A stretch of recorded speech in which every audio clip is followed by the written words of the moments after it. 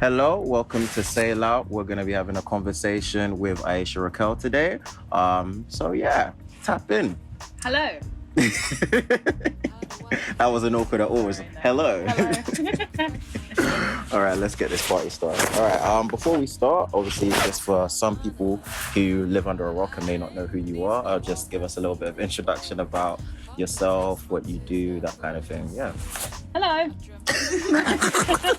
My name is Aisha Raquel and I am sometimes kind of awkward. But also, my name is Aisha Raquel. I'm a singer-songwriter. I write a lot of music that isn't out yet, but I really do be writing. Like, I be writing. I was performing post-corona, and that was like my main thing.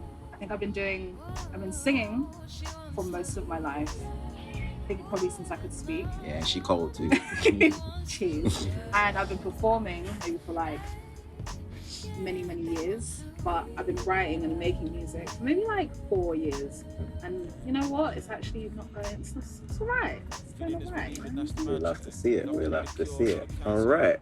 Thank you for that little intro. Also wanted to find out, because I guess it's a bit of a cliche question that you ask artists, but it's like, I think it's still important to establish somebody's roots and I guess how they started to do the thing that they chose to do for the rest of their lives.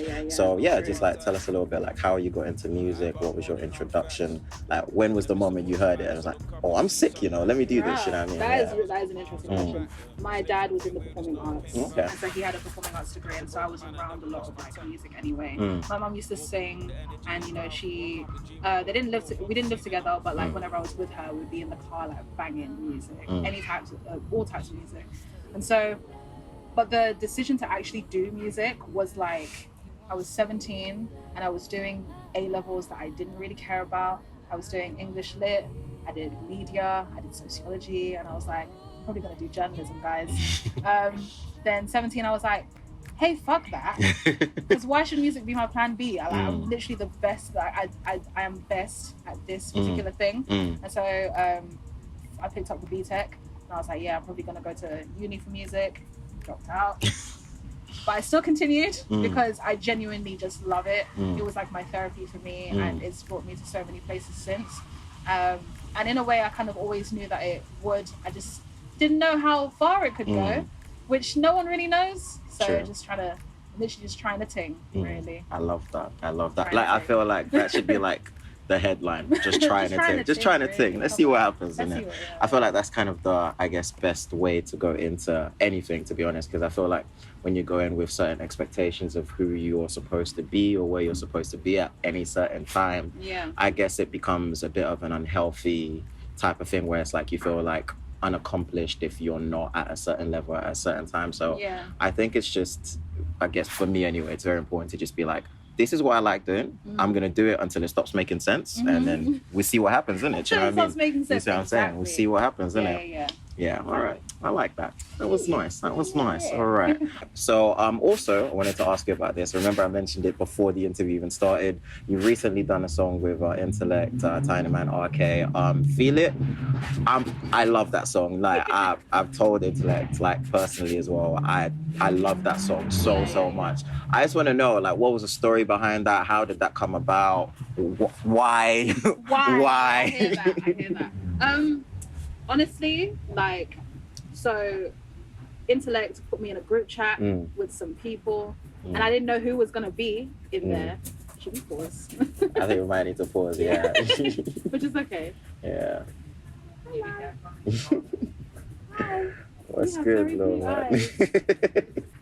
I was put in a group chat for the Lucy's project. I was extremely nervous. I was like, I'm not doing anything. I'm just happy to be here, everyone. Like, I just want to witness what's going on. But yeah, like, there was a beat, and it was by RK and Intellect, and I was listening to. There were only two, and I was listening to the one, and I was like, this is lit. I have to say something on this, and because it was Corona, I was like, rah, I really just do be staring at my ceiling. Like, this is boring. This is so dead. And for a long time, even before Corona, like, there were just so many situations where I felt very boxed in, and I just wanted to break out of loads of things.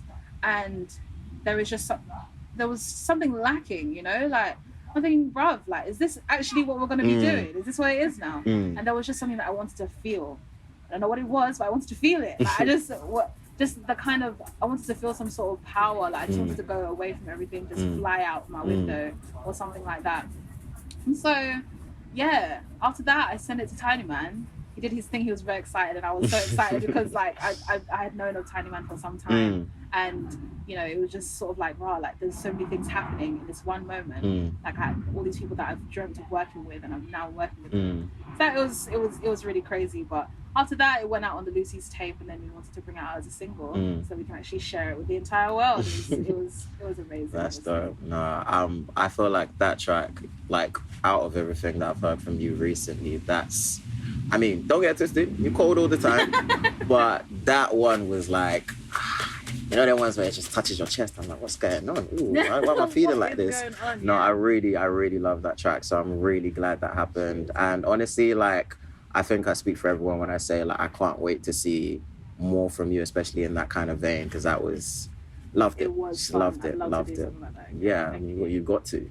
Like, this is like a demand now. It's just a demand. Yeah, I'm telling you, from your fans, you have to. Do you know what I mean? So, next question.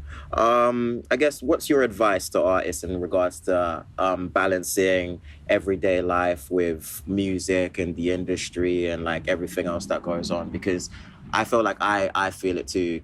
Sometimes I feel like I'm Hannah Montana, like I'm living double lives, you know what I mean? Like, I'm at work and I'm like, hello, welcome, can I help you today? And then I'm like also on stage or like on Twitter, like doing the most. And it's like, how do you balance those two very different sides of yourself? Do you know what I mean? Honestly, I would recommend, please just listen to yourself, listen to your body. If you're exhausted from work, or if you're exhausted from all of these other things that you're trying to, if you're over-exhausting yourself in the studio, like, just genuinely take note of that and be like, okay, cool, I need to sleep. Because I know, like, the studio grind can also be kind of like, people are in there 24 hours and that kind of thing. But if your body is not in its right shape, you're not going to be able to deliver well in whatever it is that you want to do. Whether it is you're going into work, you're not going to be okay going into work. And if you're spending all this time trying to exhaust yourself in the studio, your brain's going to turn to mush and you're not going to write all the things that you want to write. So I would just say, like, don't suffer. Do you know what I mean? Like, you can always make time for the things that you truly love. There will always be time. And don't be afraid to sort of like take a breather for like a hot second, or, you know, just genuinely listen to yourself, because it's just you in there. Do you know what I mean? Like, you have to look after yourself and be as honest with yourself as possible as well. Like, if you're genuinely finding things difficult, or, you know, don't ignore your own thoughts, because again, at the end of the day, it's just you in there, and you have to take care of yourself, especially if you do want to take this however far you want to go. And it's okay, like, wherever it goes, just be happy that you're taking it there. Do you know what I mean? Because it is the journey is pretty sick. Definitely. I think what you said there, especially in regards to being honest with yourself, is something I feel like not just, I guess, artists, but people in general do struggle with. I feel like it's really hard to just be like, on a level, I'm feeling the way I'm feeling, and it's okay to feel that way. Because I guess with so much, especially like as a musician, I feel like there's so much internal and external pressure that sometimes it just is a little bit easier to lie to yourself as opposed to like actually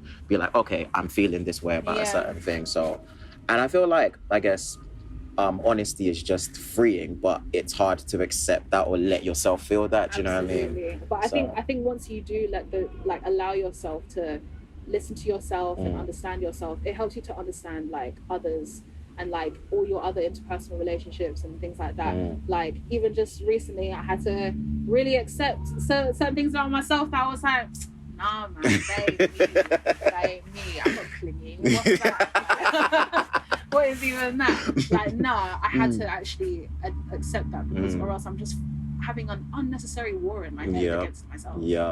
It's like sometimes you just need to G-check yourself, like on a level, do you know what I mean? Which is, it's like, are you good? What's going on? Actually, like, it's okay. Like, don't be too harsh on yourself, but also, you good? Yeah, and that's like something that's very true as well, because I feel like it's also very easy to fall into the trap of being harsh on yourself in the name of honesty. So I feel like it's a very hard line to walk. It's like, tell yourself the truth, but don't beat yourself up. Do you know what I mean? Like, it's like, all right, cool, I'm doing this. This is who I am. This is the way I'm acting, but I can change. I'm not a bad person. I can just deal with this and sort this out. Do you know what I mean?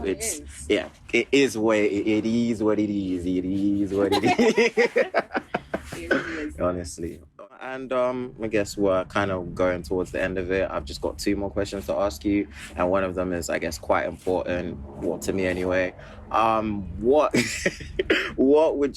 your opinion on, I guess, the state of R&B within the UK right now? Because I guess a lot of people do have the opinion, and I've seen it on Twitter, I've seen it like even on Instagram and stuff like that. They have the opinion that within the UK, certain sounds don't necessarily get the elevation that they need. And if you are an R&B artist, especially if you're Black, especially if you're a woman, it might be easier for you to look elsewhere, to other countries, America, that kind of thing, in order to receive the kind of attention or success that you deserve. You know what I mean? What would you say about that? Do you think that's true, or do you think that there is actually space in the UK for, I guess, people of different, more alternative sounds to actually thrive and succeed? That is such a difficult question, I'm not gonna lie. Yeah. And to be fair, it's difficult because I don't even really pay attention much.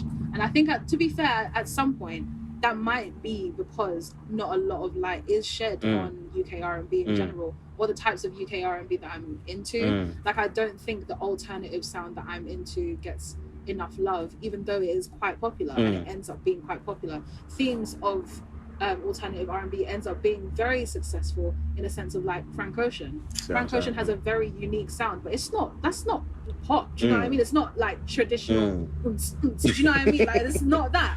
So how is it that that can apply in the, like, for him, but not for other people who make similar music?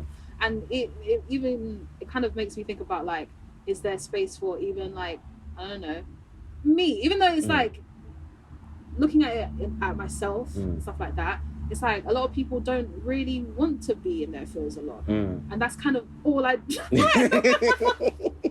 that's kind of all I write about. And to be fair, like, I don't mind if there's, like, a niche market for the UK R&B, like, for whatever love goes their way, like, let them have their roses and that. But you know what, I'm not entirely too sure. I don't think I'm even qualified to answer this. I'm very sheltered. I do be kind of sheltered. But I think there is so much talent regardless, like, in like UK R&B in general. Like, I don't know, Jazz Karis and Cleo Soul, like, all of these types of people that I do listen to, and they've got fantastic voices.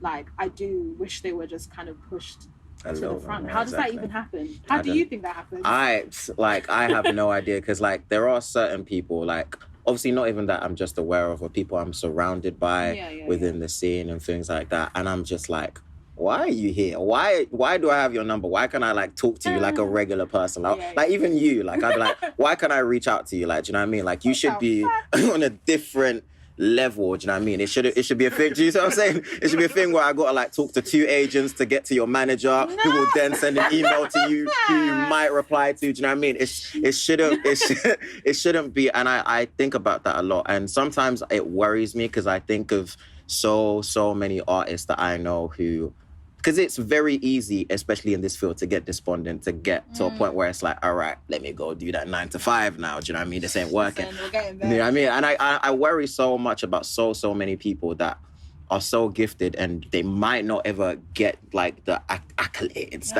that they deserve. You know what I mean? And it worries me. So sometimes, like, literally, like, a couple of years ago, I was definitely planning on moving to the US, but then I'm like, I don't want to die. Guns scare me. Guns scare me. Guns are really scary. Do you know what I mean? But I feel like it just, I guess there is no real answer. I don't even know if there is an answer, whether you can succeed while being different in the UK. But I mean, I'd like to think that, I guess, with people like you, with other people that I know who are trying their best, I'd like to think that there is a brighter tomorrow. I'd like to think that hopefully things change for the better. And I also do think, I say this to CK a lot, like, I say this because people eventually get sick of the same thing. Do you know what I mean? This is what I'm telling myself. Do you know what I mean? So it might not be true, but I do believe that eventually people do want different things. They do want, even like just from market research alone, do you know what I mean? Eventually trends change, sounds die, they're reborn, that kind of thing. So I just hope that sounds like yours definitely get their day in the sun, and I guess that's all you can do at this point. Hope, because there's not a concrete answer. Do you know what I mean? Yeah, just that's honestly that's why I'm calling this. That's why I'm calling this episode "Just Trying a Thing." That's why I'm calling this. It's very fitting because, to be fair, like, I can't say that I've failed just because nothing has happened yet. So I'm hoping trying this thing will lead. I think that's genuinely all. That's all we can. Just trying a thing. That's actually the subtitle. I have faith, though. I do have faith. No, I have faith in your music. To be honest, I definitely. Hello, we actually need to go. But nah, like it's one of them ones where I listen to you and I'm just like, it's just a matter of time. It's just like there's a stop clock on this. It's gonna, do you know what I mean? I know it's really jarring. It's really jarring. It's true. It's true because it's like when like cool. Give me a date. Just let me know what date and I'll be ready for it. I'll get a tux. How about today? Do you know what I mean? It is frustrating, but the truth is frustrating sometimes. You know what I mean?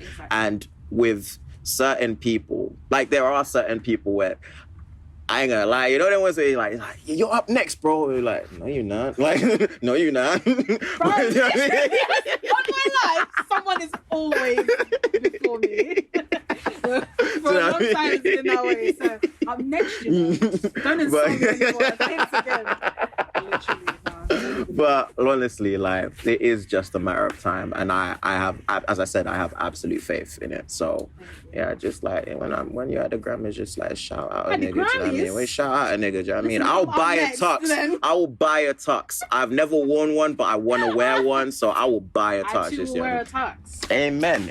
Let's get it. All right, and finally, this is our final question, and honestly, can I just say before I ask this, it's been a real pleasure to have you on here.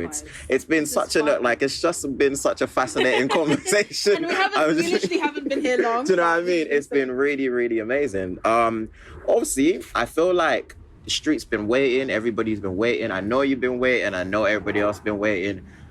When's the project, bruv? When are we getting a solo thing? What's happening? I'm like, I've heard a lot of features. I've heard so that you can't escape. All I can see is my face. You can't escape. Where you going? You can't escape. Do you know what I mean? We've been waiting. Like, I've seen the bare features. Where's the solo thing? Where are the solo things? Where? Well, I've been getting busy this quarantine, and I'm quite grateful to have been so busy and to be like literally just gathering bits and bobs of like sick tunes that I can be like, you know what? This sounds like it's for the project. This also sounds like it's for the project. However, I actually don't know. I'm not too sure, but all I know is that I've got like a solid body of work. Got a solid body of work, which is very exciting. I'm currently I'm deliberating on dropping a single soon, and I think it's been one that I've been performing for time. I've been performing this tune I think for like 3 years. What one? Okay, all right, yo, it's a Sunday. That's meant to come out, guys. Let's bow our heads in prayer. All right, that's gonna happen next week. That's what I'm saying. Next week. She's like, I've got some calls to make. Nah. But you know what? Like, I'm trying to actually churn this one out. I've never released a tune on my own. Actually, just Ayeisha, Raquel. So when that comes out, it will be a huge kind of thing. So no, single release party, no EP release party. I'm so sorry. We socially distancing and that. Yeah, we socially distancing. But I think before the end of the year. Is this 2 meters actually? Is this? Ooh, we're saying bad examples, bro. 1 meter with caution. We should be wearing masks. It's mad. We move.